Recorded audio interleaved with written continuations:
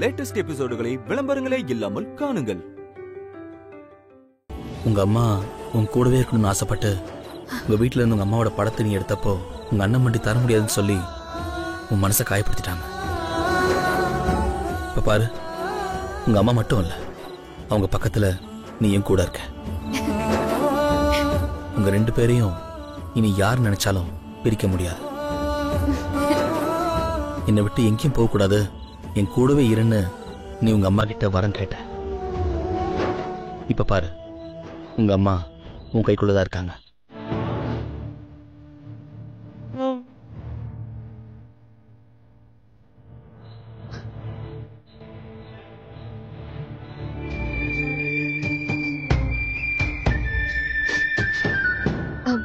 முதல்ல நீங்க போய் சாப்பிடுங்க. எப்போ உன் முகத்துல சந்தோஷத்தை பார்த்தேனோ அப்பவே என் மனசு வயிறு நிறைஞ்சிருச்சு. என்னைக்குமே நீ சந்தோஷமா இருக்கணும்.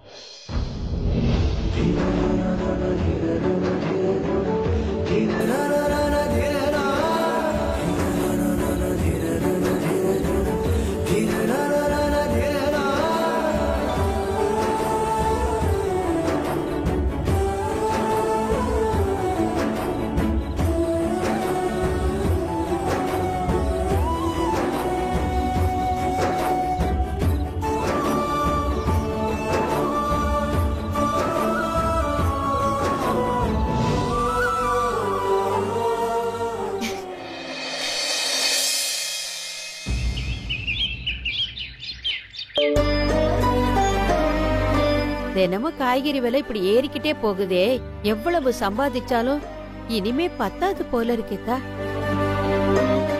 என்னத்தா சிரிக்கிற?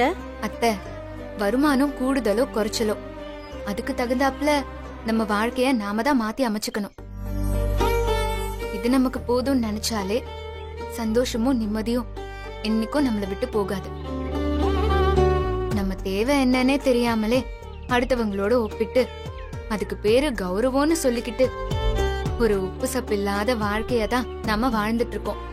சரியா சொன்னதா. அத்தை, என்னாச்சு? தண்ணியில ஜூஸ் ஏதாவது வாங்கிட்டு வரட்டுமா? அதுக்கு எதுக்கு பக்கத்து கடைக்கு போய் காசை விரயம் பண்ணணும்? இன்னும் 2 எட்டு எடுத்து வச்சா நம்ம கடையே வந்துட போகுது. வாத்தா, அங்கன போய் குடிச்சுக்கலாம். சரி அத்தை.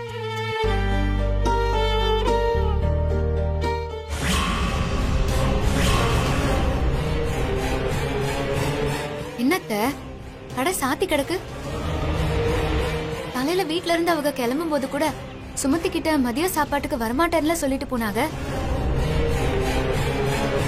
ஒருவேளை கடைக்கு சரக்கு வாங்க போயிருக்கானா என்னவோ? அத்தை, சரக்கு மொத்தத்தையும் சித்தப்பா தான் கடைக்கே வந்து சேர்த்துருவாங்களே, அப்புறம் என்ன வாங்க போயிருப்பாங்க? எங்கன போயிருப்பான்னு தெரியலையே. அண்ணே, என்னம்மா இந்த வடிவேலு பையன் எங்க போயிருக்கான்? உங்ககிட்ட ஏதாவது சொல்லிட்டு போனானே? கடை பக்கம் வந்து 10 நாள் ஆச்சாத்தா. என்னென்ன சொல்றீங்க? கடை 10 நாளா மூடிதான் கிடக்காத்தா. அத்தை, எதுக்கும் ஒரு ஃபோன் பண்ணி பாக்குறீங்களா?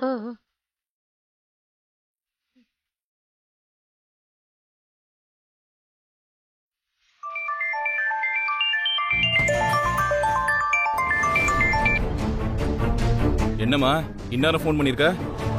என்ன விஷயம் சட்டுப்புட்டுன்னு சொல்லு. வியாபார நேரம், தேவையில்லாம பிசினஸ் கெடுக்காதம்மா. நீ இப்ப எங்கன இருக்க வடிவேலு? ஏமா, நான் சொன்னது உன் காதுல விழல? கடையில தான் இருக்கேன். எந்த கடையில? நீ என்ன எனக்கு 10 கடையா வச்சு கொடுத்துருக்க? இதுல எந்த கடைன்னு கேள்வி வேற கேட்டுட்டு இருக்க? இருக்கிறது ஒத்த கடை, அந்த கடையில தான் இருக்கேன். அந்த ஒத்த கடை முன்னாடி நின்னுதான் உன்கிட்ட பேசிக்கிட்டு இருக்கேன் வடிவேலு. என்னடா பேச்ச காணோம்? மா, அது ஒழுங்கு மரியாதையா வீட்டுக்கு வந்து சேரு. அம்மா,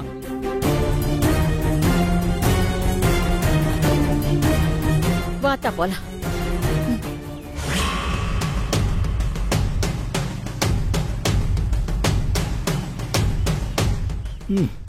சமாளிப்போம்.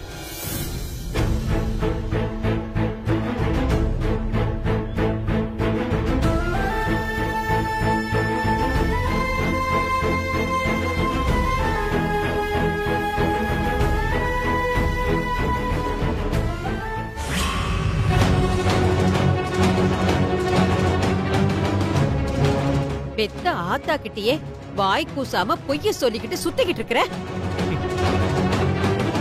ஏண்டா கடைய திறக்கல? டேய், ஒன்ன தாண்டா கேக்குறேன், ஏன் கடைய திறக்கல? ஏன் சும்மா கத்துற? கடைய திறனா எப்படி திறக்கிறது? வெறும் கடையை திறந்து வச்சுக்கிட்டு என்ன பண்றது? எம்பிட்டு நாள் தான் கடனை வாங்கி கடையை நடத்துறதுமா? என்னது, கடன் வாங்கி நடத்தினியா? எதுக்கு இவ்வளவு ஷாக் ஆகுற? வியாபாரம்னா கொஞ்சம் முன்ன பின்ன இருக்கதான் செய்யும். கடனை கொடுத்தவங்க பொறுக்காம கடையை பூட்டி சாவியை எடுத்துட்டு போயிட்டாங்க. சாவியை எடுத்துட்டு போயிட்டாங்களா? சாவி இருந்தா தானே கடையை திறக்க முடியும். இதுக்கு போய் நான் என்னமோ கொலை குத்தம் பண்ண மாதிரி நிக்க வச்சு கேள்வி கேட்டுட்டு இருக்கீங்க. இங்க பாருங்க, நீங்க பண்றது எதுவுமே நல்லா இல்ல. அவ்வளவுதான், அம்புட்டுதான் சொல்லிவிட்டேன். பண்ற தப்பையெல்லாம் நீ பண்ணிட்டு என்ன எப்படி நடந்துக்கணும்னு நீ சொல்றியா? உன்னை நம்பி கடைய கொடுத்தானே என் தம்பி, அவன சொல்லணும். மா, சும்மா நச நச நசன் பேசாதம்மா. யாரோ கீ கொடுத்த பொம்மை மாதிரிலாம் ஆடிட்டு இருக்கீங்க. ஏய், இதுக்கு மேல அமுதாவ ஒரு வார்த்தை சொன்ன அப்படிதான். அத்தை,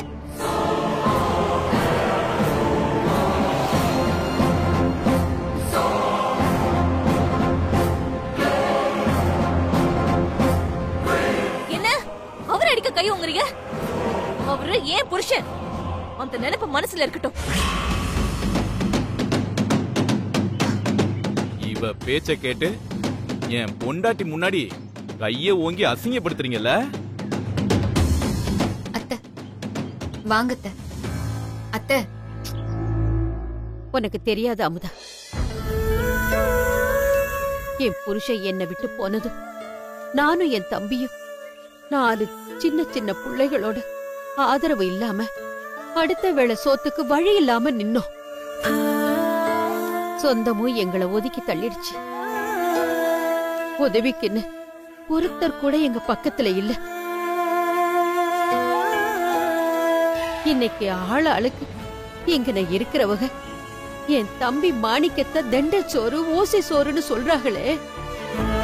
ஒரு காலத்துல நாங்க 3 வேளை சோறு திங்க காரணமே அந்த தண்ட சோறு. என் தம்பி தம்மா, என் தம்பியும் நானும் கிடைக்கிற வேலைய செஞ்சு சிறுக சிறுக காசு சேர்த்து சின்னதா ஒரு கடைய வச்சு ராப்பகலா வம்பாடு பட்டு சோறு தண்ணி இல்லாம நாங்க உழைச்சு உருவாக்குனதுதான் அந்த கடை. பெரியவனை படிக்க வச்சு வாத்தியார் ஆக்கிப்படுவோம், சின்னவனுக்கு ஒரு வழி பண்ணணும்னு தான் அவங்கிட்ட இந்த கடைய கொடுத்து பாத்துக்க சொன்னோம். ஆனா பெரியவன் எங்களை மொத்தமா ஏமாத்தி பெரிய இடிய இறக்கிட்டான்.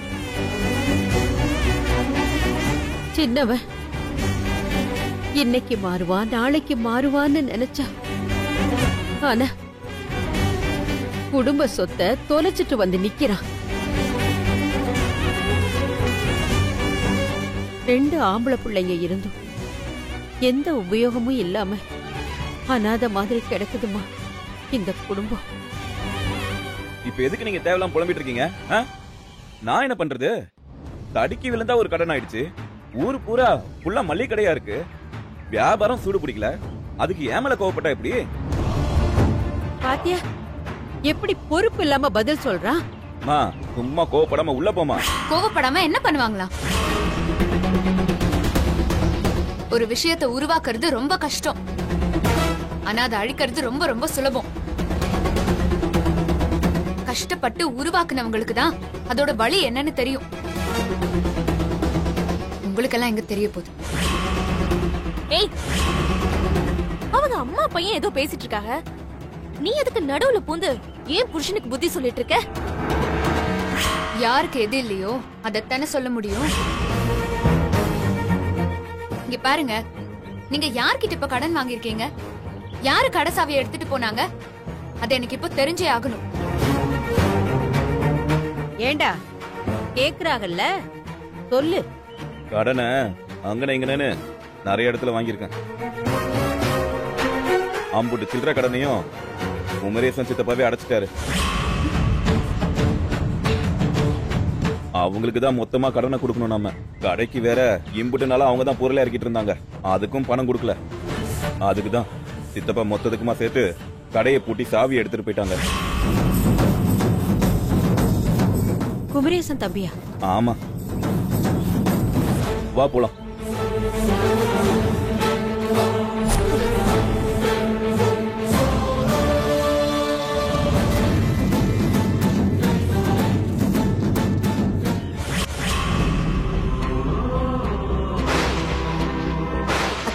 மண்ணு மாதிரி வேலை செய்யாதியா, மண்ணை வெட்டி தள்ளி போடு. போட வரந்தா குழிய வெட்டி போட்ட, அதுக்குள்ள மழையில கரைஞ்சிருச்சு. நல்லா ஆழமா வெட்டி அணைச்சு போடியா. ஆழமா வெட்டிடுறையா. பேச்சுல மட்டும் குறைச்சல.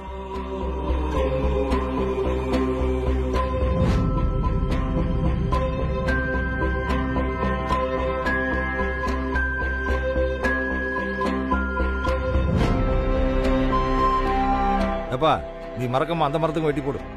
வாங்க அண்ணன் மண்டி. ஆத்தா அமுதா என்ன சாப்பிடுறிய? ஆத்தா உமா யாரு வந்திருக்காங்கன்னு பாரு, டீ எடுத்துட்டு வா. இல்ல, நாங்க டீ சாப்பிடலாம் வரல. ஒரு முக்கியமான விஷயமா பேச வந்திருக்கோம். சொல்லுங்க, என்ன விஷயம்? ஏன் தம்பி, வடிவேலோட கடைய பூட்டி சாவிய எடுத்துட்டு வந்துட்டீங்கன்னு கேள்விப்பட்டோம். கூட்டாம என்ன பண்ணுவாங்க?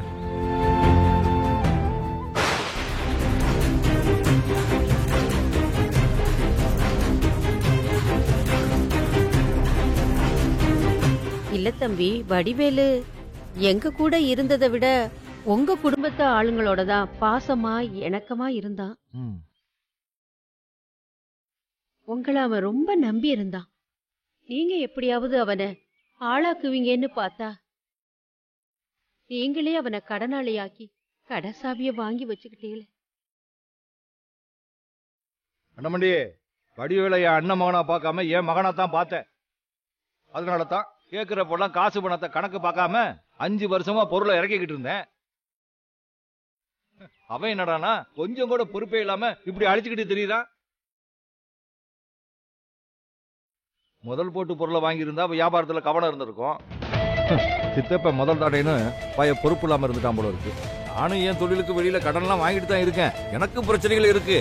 அந்த விஷயத்துல பல பேர்கிட்ட இந்த கொடுக்கல் வாங்கல்ல அவங்க கிட்ட நானும் பதில் சொல்ல வேண்டியிருக்கலாம் அண்ணமண்டி.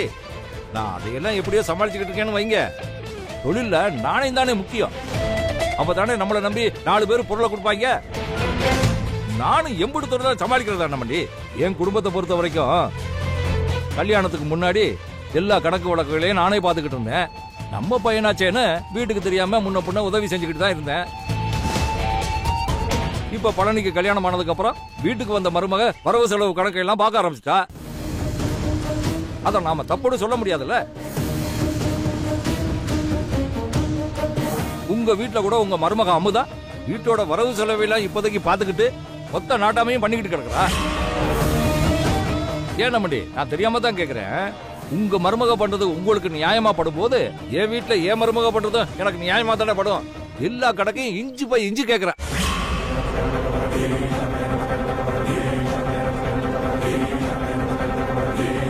என்ன பாக்குற? மேல ஏறதுக்கு ஏணி தான் போட முடியும், ஏத்தியுமா விட முடியும்? எங்க மாமா உங்க குடும்பத்துக்கு நிறையவே உதவி பண்ணிட்டாரு. உங்களுக்கு அதை பயன்படுத்திக்க துப்பு இல்ல. என்னதான் உறவா இருந்தாலும் வாயும் வயிறும் வேற தானே. காசு பணத்துல கணக்கு வழக்குன்னு ஒண்ணு இருக்குல்ல. நீ படிக்காதவ, பார்த்தாலும் புரியாது.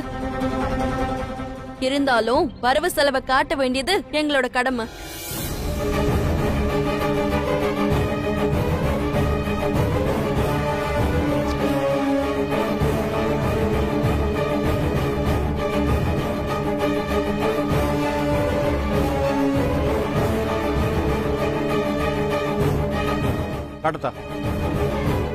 பாருங்க எம்பிட்ட கடன் வாங்கியிருக்காங்கன்னு.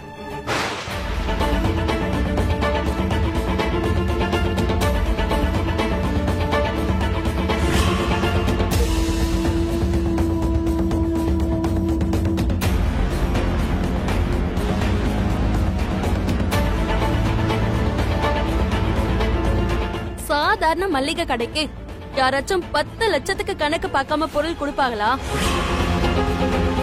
என்னது 10 லட்சம் தானா? நான் கூட அமௌண்ட் பெருசா இருக்கும்னு நினைச்சேன். பாத்துங்க அண்ணமண்டி, 10 லட்சம் தானா? என் மகன் வடிவேல்னு சில விஷயங்கள்ல கணக்கு வழக்கு பார்க்காம இருந்துட்டேன் போல இருக்கு. என்ன பண்றது? இந்த கர்மம் பிடிச்ச பாசம் தானே கண்ணை போட்டு மறைக்குது. ஆண்டவன் இறக்க மனசை வேற கொடுத்துட்டான். ஆனாலும் உங்களுக்கு இவ்ளோ நல்ல குணம் இருக்க கூடாது மாமா. அவங்க என்ன சூப்பர் மார்க்கெட்டை வச்சு நடத்துறாங்க, இம்பட்டு உதவி பண்ணிருக்கீங்க. பாத்தீங்களா அண்ணமண்டி என்ன கேள்வி கேக்குதுன்னு? சின்னதா ஒரு கடை, அதுக்கு இம்பட்டு பெரிய கடன். கடைய வித்தா கூட நாங்க கொடுத்த பணத்துக்கு ஈடாகாது. 10 லட்சம் ரூபாய் காசு கொடுத்துட்டு கடை சாவியை வாங்கிட்டு போக.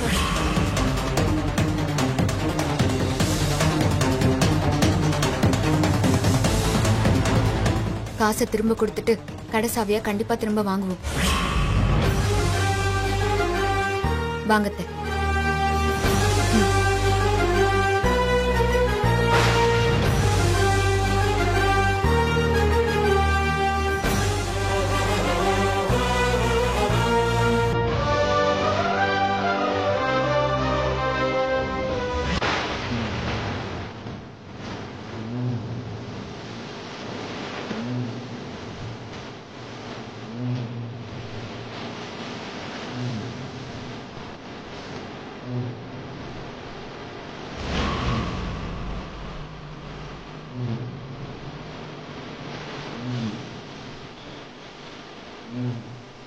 போடி போ, எப்படி அந்த கடை உன் கைக்கு கிடைக்குதுன்னு பார்க்கணும்.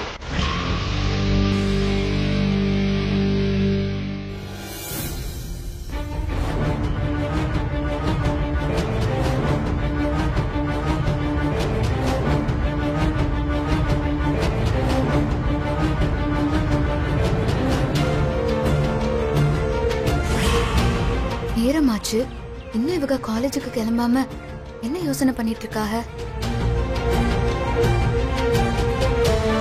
சித்தப்பா, சித்தப்பா, சித்தப்பா, சித்தப்பா. என்ன தவிர வீட்டுல யாரும் இல்ல. ஏதாவது சொல்ல வேண்டியிருந்துச்சுன்னா யாரா என்கிட்ட சொல்லுங்க. ஏன் இன்னும் காலேஜுக்கு கிளம்பாம இருக்கிய?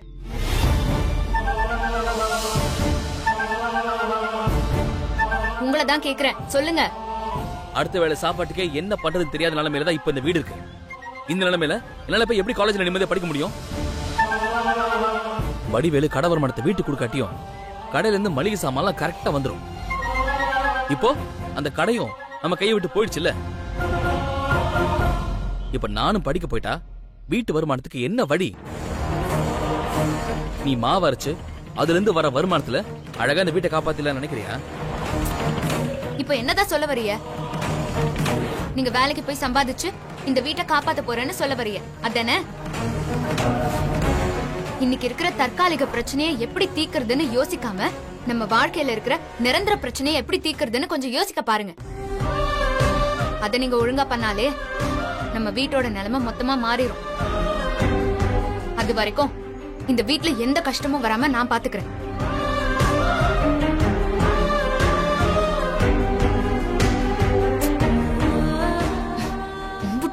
மரம் மாதிரி நிக்கிறாங்க கோவத்துக்கு.